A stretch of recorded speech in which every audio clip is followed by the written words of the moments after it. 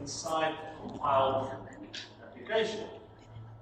So hopefully the first thing that you should be aware of is that address is there on the left-hand side. These things.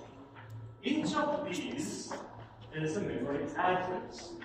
That means somewhere inside my computer there's a memory chip. And in the memory chip, in a specific location in that memory chip, there is this instruction, which is a push instruction. Okay. Physically in that chip there is this stuff. And actually you can take that 55, which is the opcode together with the parameter, and you can translate that into bits, zeros and ones. And that's typically what is loaded in some kind of memory address physically on your computer. So that's the first place where we hopefully you understand where we get memory. And obviously the program counter, the instruction pointer, they help to keep track of which instruction to execute next. But that's not the only area where we reference memory locations. Other areas is typically when we work with local variables. Now, we did demonstrate this the other day in your architecture. So remember, if you create local variables, you subtract some memory from the stack, and your local variables actually get there. So here's the local variable. So we subtract 8 from the stack pointer. So that means we make space for 2 local variables here. And here we're putting a value of 5 into the one local variable, and the value of 6 into the other local variable. This is a very roundabout way of writing this a little bit shorter. But that is typically what we have there. So 2 variables, and when we reference these variables, you don't have a variable name in the computer when it executes. It references it through memory location. So if you go here and we zoom in, that is how the computer actually references it. It's got this square brackets EBP minus 0x4 to explain exactly where this information should be. That's just a memory location. Another place where we've got memory locations is in our functions. Whenever we call functions, in a high-level computer program, you just write a function name, such as Fibonacci, brackets, and a parameter. But when you compile this, what actually happens is you've got this call instruction, and then the call instruction after that is just a memory reference. It's kind of like a jump going into that location, but it's a special jump because what the call instruction obviously does is it modifies the stack. In that it modifies the stack by keeping track of the address where this function was called from. So that's another place where we get memory references. So obviously all of these calls and a bunch of jumps. So let's see. 7, so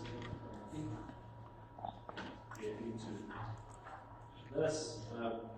That one is that it doesn't actually have a jump, doing a for loop or an if statement. But if statements and for loops, they also require memory references. Okay, so it's important that you do realize that when a computer executes, we continuously need to access specific memory locations.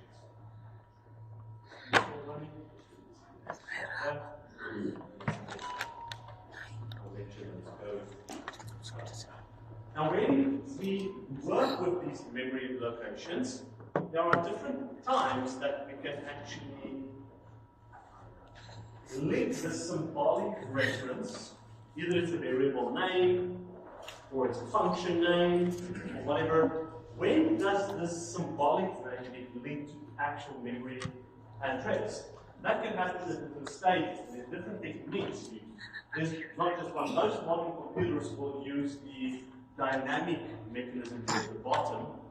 That means that dynamically, as the program runs, it actually translates let's call it the symbolic name into the actual location that we have.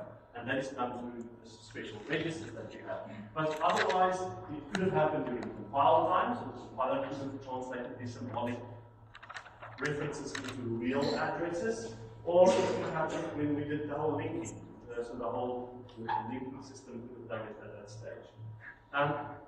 This brings me to the following principle. This is all just background so far. work with memory in your language that you talk in the class, during the semester test, and so forth, it's important to distinguish between two types of memory. The first is, or addresses rather, the first is what we call a logical address. Now, logical address can also be called a virtual address. You'll see in the next chapter that we specifically refer to it as virtual addresses, although your textbook might actually reference it here as virtual address. But a logical address is generated by the CPU, and that is the address that your program sees. But that might not be the real physical address.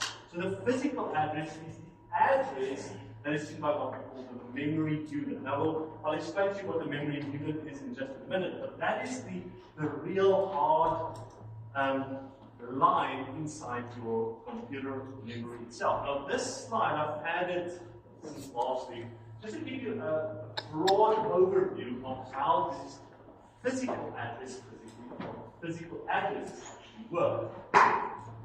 To understand this slide, you have to understand two things. The first one is that each CPU has this principal idea of a memory address register. Now, that is a register that contains memory addresses. Now, already we have given you an example of such an address, such a register.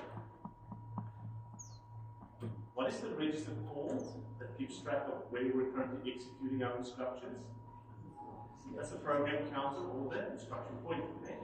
So the program counter is such a memory address register. It basically says, this is the address that I load into that register. Now, when you load an address into that register, this is a hypothetical, very simplistic 8-bit computer that is demonstrated here. This is 8-bit, but it's even smaller, 6-bit computer. And the address in this case is 110001. So the most significant bit at the top and this significant bit at the bottom.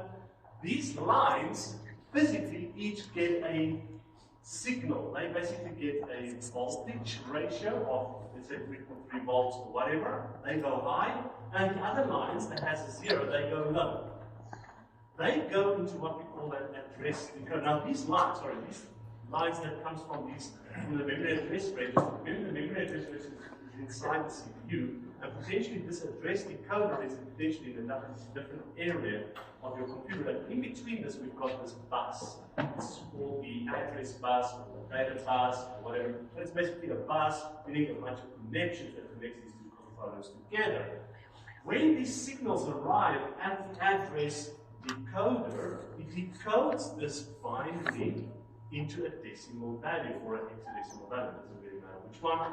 And this then switches on a specific address line inside the memory chip of your computer. Now, this is a very simplistic hypothetical computer that's got only 64 memory locations from 0 to 63.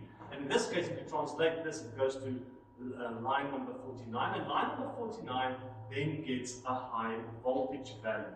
And then when that high voltage value goes on, these transistors that's connected in this grid basically gets an enable line.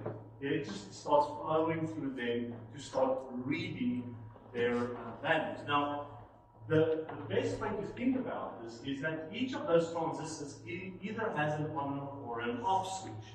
And as soon as electricity starts flowing through them, those that has the on switch on, they start glowing. And those that has the off switch on, obviously they stay dark. And when they start glowing, this in return shows the value that's in that location in memory. That value is then transferred exactly the same way that we had the address register. This is then transferred into the memory data register. Some kind of register that can store the value that's in there, like EAX and EBX and that kind of stuff. That's physically how the value transfers from the RAM of the computer into your CPU. Now that is a very simplistic high-level view of how this, for instance, will work. And that shows you that this is the physical address. So all of this really just explains that there's a difference between